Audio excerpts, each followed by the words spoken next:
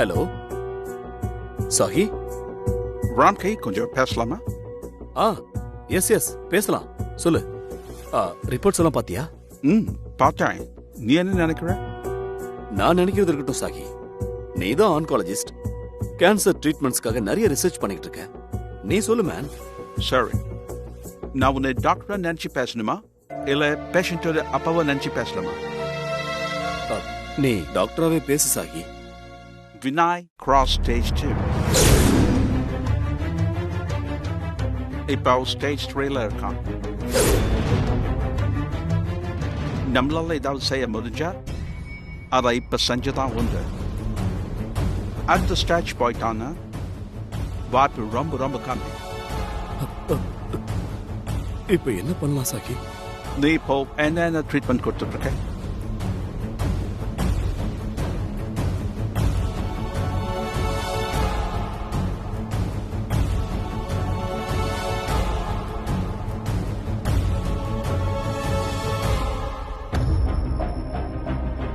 அப்போ நீ ஒன்று பண்ணிடு.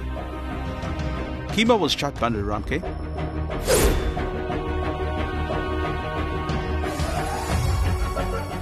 கீமோவா? என்னடா, உன் ஹாஸ்பிட்டலில் ஸ்பெஷலிஸ்ட் இல்லையா? வேற எங்கேயாவது போய் பண்ணு. நான் சஜஸ்ட் பண்ணுமா? அதுக்கு இல்லடா, சர்ஜரி பண்ணணுமா வினைக்கு? சக்சஸ் ரேட் என்னவா இருக்கும்? அது தெரியல. நான் டிஸ்கஸ் பண்ணிட்டு தான் சொல்ல முடியும்.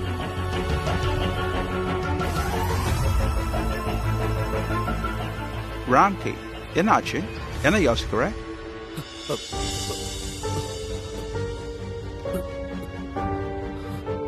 இப்போ நான் வினய்க்கு அப்பாவா பேசட்டா?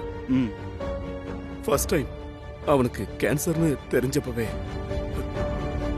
எனக்கு புரிஞ்சிருச்சு சாகி.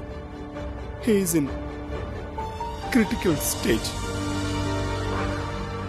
நான் இப்ப கொடுக்கிற ட்ரீட்மெண்ட்ஸ் எல்லாம் நம்ம சாட்டிஸ்பேக்ஷனுக்காக தான்.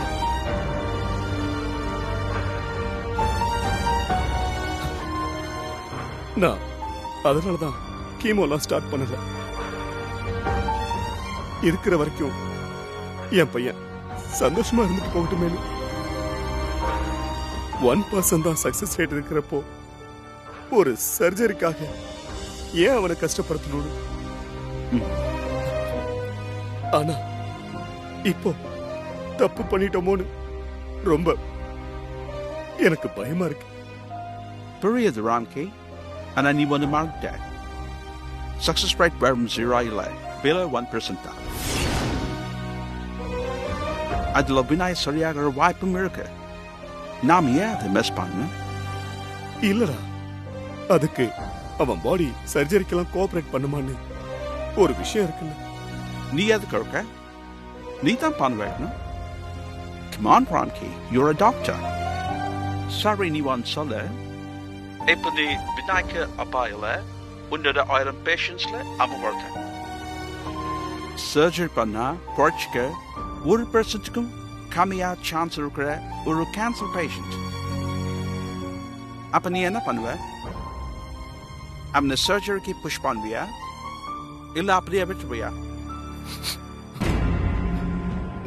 இல்லடா, கீமோவோட சைடு எஃபெக்ட்ஸ் எல்லாம் நான் கேட்டதுக்கு பார்ப்போம். அது கண்டிப்பா சர்ஜரிக்கு புஷ் பண்ண தான் பார்ப்பேன். ஏன்னா டெத் கன்ஃபார்ம் ஆகி போச்சு. அதுக்கு சர்ஜரியாவது பண்ணி பார்த்துடலாமேன்னு. Exactly my point.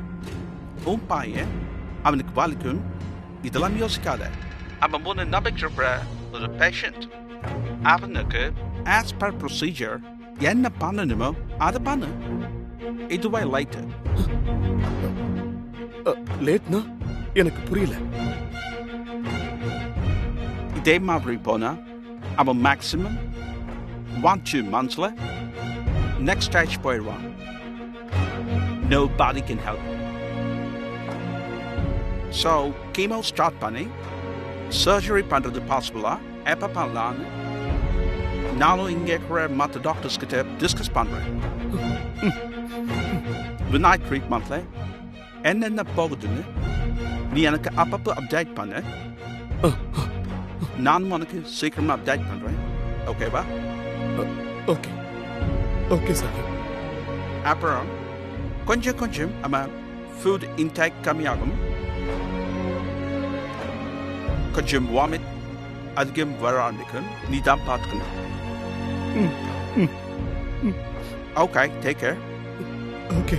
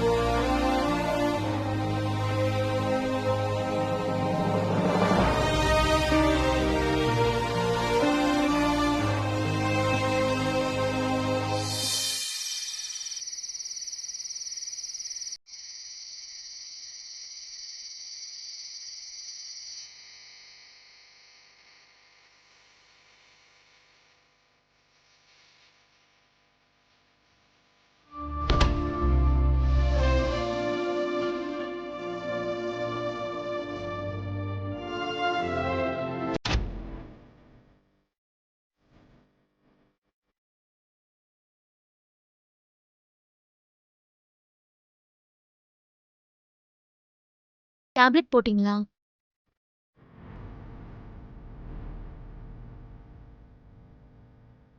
என்ன அப்படி பாக்குறீங்க?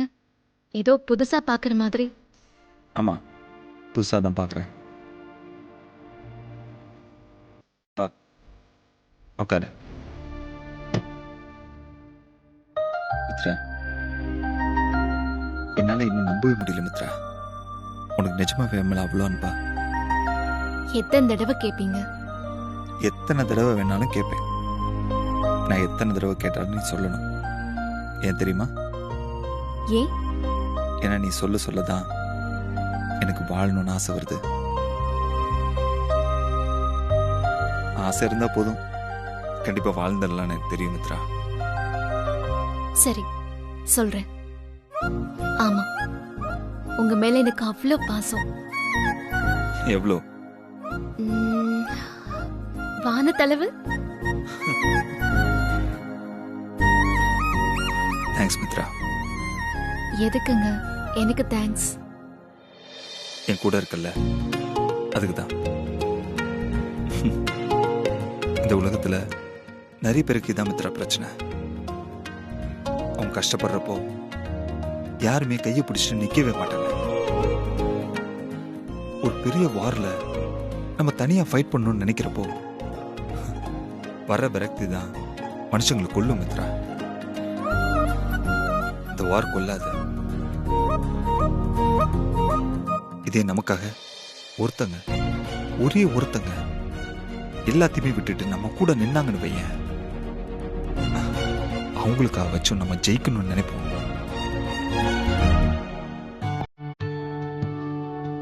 வினய், உங்களுக்கு எந்த கவலையும் வேண்டாம். உங்களுக்கு நான் இருக்கேன். என்ன நடந்தாலும் நான் இருப்பேன். இதே மாதிரி உங்க கையை பிடிச்சுக்கிட்டு.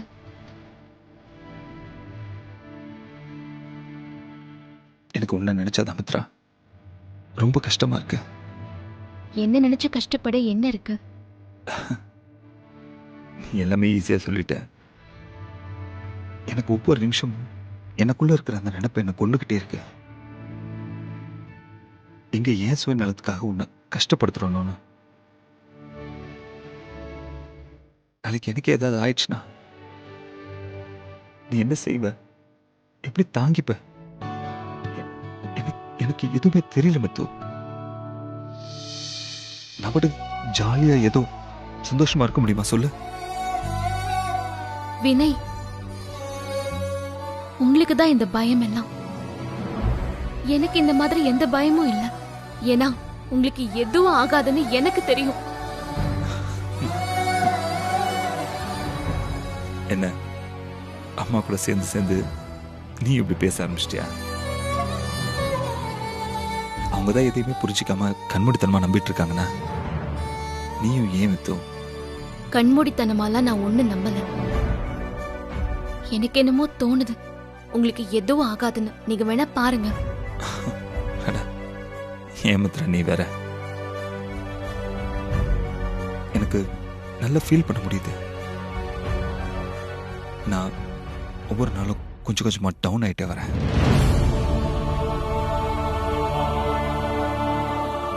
வினய் ப்ளீஸ். சாதாரண காய்ச்சல் வந்தாலே நம்மளுக்கு அப்படிதான் தோணும். அதுக்காக நீங்க 100% நல்லா இருக்கீங்கன்னு நான் சொல்ல வரல. ஆனா நீங்க நினைக்கிற மாதிரி மோசமாவும் ஆகல. ஹலோ மேடம், நீங்க ஹாஸ்பிட்டல்ல அட்மின் வேலை தான் பாக்குறீங்க, டாக்டர் இல்ல. ஓகே, நான் டாக்டர் இல்லதான். ஆனா உங்களுக்கு எதுவும் ஆகாதுன்னு மட்டும் எனக்கு நல்லா தெரியும். நீங்க இப்படி நெகட்டிவா யோசிக்கிறத முதல்ல நிறுத்துங்க. சரி அதெல்லாம் விடு. நான் உங்ககிட்ட இன்னொரு விஷயம் கேட்கணும்னு நினைச்சேன். என்ன சொல்லுங்க. அது அன்னைக்கு நாம வாக் போனப்போ அப்ப ஏதோ முக்கியமான விஷயம் பேசணும்னு சொன்னேன். I am extremely sorry Mithu, என்னால கேட்க முடியாம போயிடுச்சு. சரி இப்ப சொல்லு, என்ன விஷயம்? அன்னைக்கு உங்ககிட்ட எல்லா உண்மையும் சொல்லிடலாம் நினைக்கும் போதுதான் என்னென்னலாமோ நடந்து போச்சு. இப்ப திடீர்னு உங்களுக்கு இவ்வளவு பெரிய ஷாக் எல்லாம் சத்தியமா என்னால கொடுக்க முடியாது. முதல்ல உங்க உடம்பு தேரட்டும், நான் அப்புறமா சொல்றேன் வினய். இப்போதைக்கு வேற ஏதாச்சும் சொல்லி சமாளிக்க வேண்டியதான், வேற வழி இல்ல. மித்ரா, ஆ? சொல்லு மித்து, என்ன விஷயம்? அதான் சொல்லிட்டேனே. என்னது? என்ன சொன்ன? அதான் ஹாஸ்பிட்டல்ல வச்சு சொன்னேனே. I love you. கள்ளி, இதான் அன்னைக்கு நீ சொல்ல வந்தியா? ச்சே, மயங்கி போயிட்டேனே. ஒரு நாள் வேஸ்ட் ஆயிடுச்சுல. வேண்டாம், போங்க போய் படுத்து தூங்குங்க. படுங்க வினய், படுங்க. ஓகே ஓகே, வரேன். வரேன்.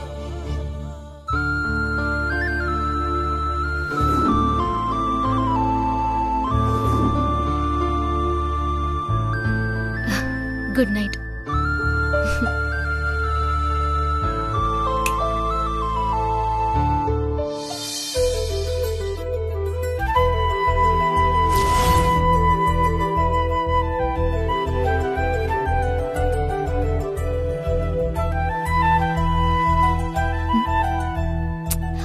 படுங்க.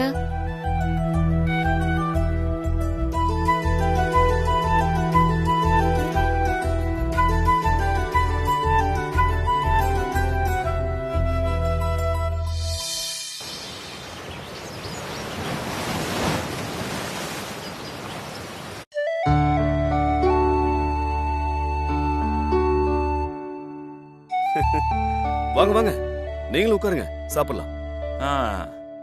பாத்தியா, நம்ம இங்க தானே இருக்கிறோம். சாப்பிட வாங்கன்னு யாராவது ஒரு வார்த்தை கூப்பிட்டாங்களா பாத்தியா?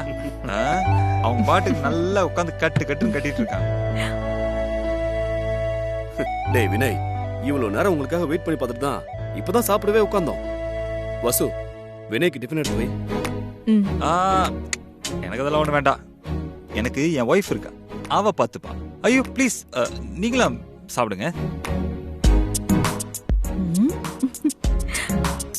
இனிமே என்கிட்ட வந்து டீ வேணும் டிஃபன் வேணும்னு கேளு, அப்ப வச்சுக்கிறேன். மா, இதெல்லாம் எப்படிமா? சாப்பிடும்போது என்ன பேச்சு? பேசாம சாப்பிடுங்க. அம்மா, நீ சாப்பிடலையா? நீ உட்காந்து சாப்பிட. நீங்க முதல்ல சாப்பிட்டு முடிங்க, நான் அப்புறமா சாப்பிட்டுக்கிறேன். அதெல்லாம் ரொம்ப தப்பு மித்து. நீங்க பாரு, அவங்களே ஒன்னாதான் உட்காந்து சாப்பிட்டுட்டு இருக்காங்க. அம்மா, நீ என்னமா அந்த காலத்து ஒய்ஃப் மாதிரி நான் சாப்பிட்டதுக்கு அப்புறம் தான் சாப்பிடுவேன்னு சொல்ற? அதெல்லாம் முடியாது. பேசாம நீ என் பக்கத்துல உட்காரு, நம்ம 2 பேருமே சேர்ந்து சாப்பிடலாம். ஓகே, உட்காரு.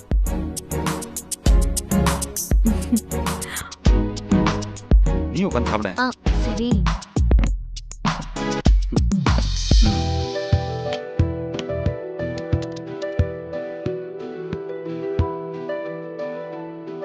போதும்.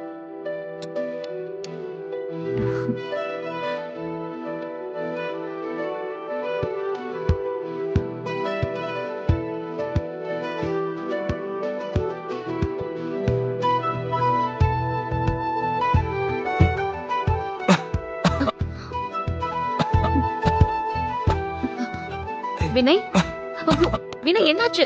வினய், எனக்கு தண்ணி குடிங்க. என்னங்க குடிங்க.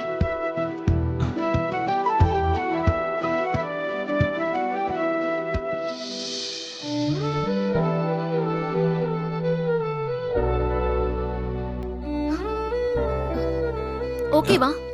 ஓகே. சாப்பிடும்போது கவனத்தை பிளேட்ல வைங்க. எதையோ நினைச்சுக்கிட்டே சாப்பிட்டா இப்படிதான் பொறை ஏறும்.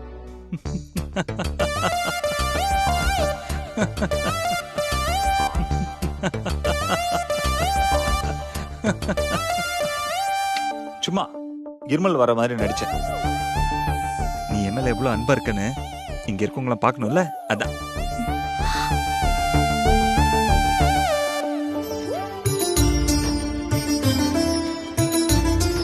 நீங்க இருக்கீங்களே உங்கள.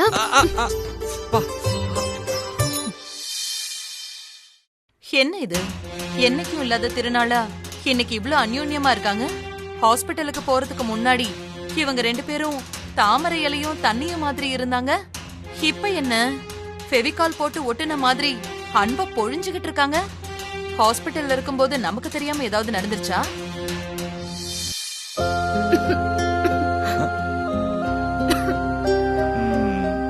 என்கிட்டே வா, சும்மா நடிக்காத மித்ரா, பேசாம சாப்பிடு.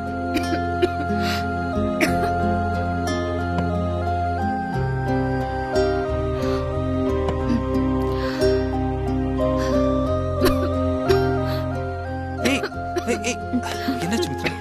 மித்து, தண்ணி குடி. பார்த்து.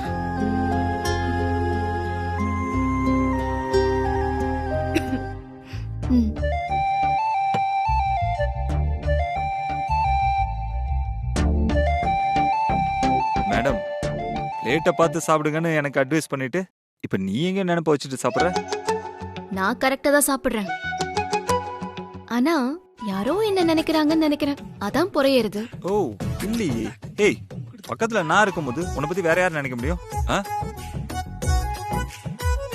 ஓ புரிஞ்சிருச்சு. உன்னை யார் நினைக்கிறாங்கன்னு எனக்கு புரிஞ்சிருச்சு. ஆக்சுவலா நாம இப்ப சந்தோஷமா இருக்கிறத பார்த்துட்டு யாரோ பொறாமப்படுறாங்கன்னு நினைக்கிறேன். அதான் உனக்கு பொறையேறிச்சு. டேய், நீ சாப்பிடு, நடக்கிறத மட்டும் வேடிக்கை பாரு. நான் நினைச்சது வினய்க்கு கேட்டுருச்சா? கரெக்டா சொல்றான். ஓகே மித்து, எனக்கு இது போதும். என்னால இதுக்கு மேல இங்க உட்காந்து சாப்பிட முடியாது. நான் வரேன். இருங்க என்ன இருங்க, என்ன சாப்பிட்டீங்க அதுக்குள்ள போதும்னு சொல்றீங்க? பேசாம உட்காரணும். இத சாப்பிட்டு தான் கை கழுவ போகணும்.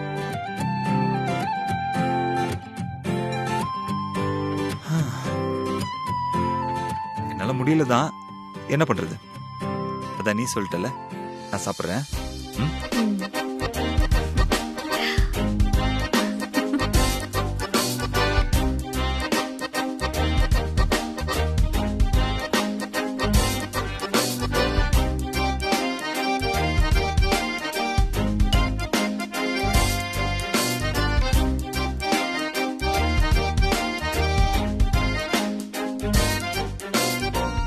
ஹாஸ்பிட்டல்ல கண்டிப்பா ஏதோ நடந்திருக்கு. அதான் இவங்களுக்குள்ள இவ்ளோ நெருக்கம் வந்துருச்சு. இத வளர விடக்கூடாது.